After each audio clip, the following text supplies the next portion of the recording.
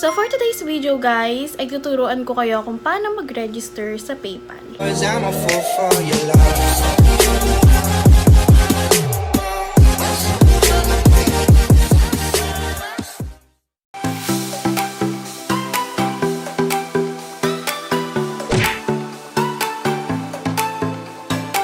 Hi guys! Welcome back to my channel. So kung bago ka pa lang sa channel ko and gusto mong kumita ng libre through online apps, online websites, and any other earning platform, please consider to subscribe and hit mo na rin po yung notification bell para always kang ma-notify sa mga susunod ko pang videos. So guys, every video po na i-upload ko is mamimigay ako ng 10 pesos GCash and lahat po kayo ay pwedeng sumali. Ang gagawin nyo lang po ay i-comment nyo ang hidden word na makikita nyo throughout this video. And ilagay nyo na rin po ang GCash number na pwede kong sendan in case kayo po ang manalo. So for today's video guys, ay tuturuan ko kayo kung paano mag-register sa PayPal. So maglalagay na lang po ako ng link dyan sa description box para po may direct kayo dun sa website para makagawa na kayo ng PayPal account. So pag na-click na po natin yan, dito tayo mapupunta. So click natin tong sign up.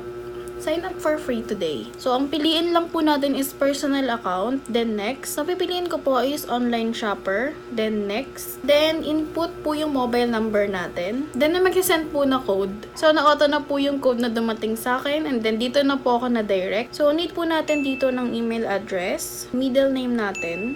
Then, create po tayo ng password. Yan, fill upan lang po natin to. So, meron po ditong 3 options para sa ID. National ID, passport, driver's license. So, lagyan na lang natin driver's license.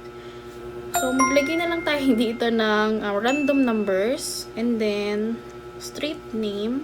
Then, check lang po natin yung I confirm that I have read, consent, and agree to PayPal's user agreement and privacy statement. Then, agree and create account na po tayo. Then, your account has been created. So, okay na. Get started tayo. Card to shop. So, need natin mag-link ng debit or credit card para makashop tayo dito sa PayPal. So, try na po natin mag-login. So, login po tayo para ma-make sure natin kung nakagawa ba tayo ng account.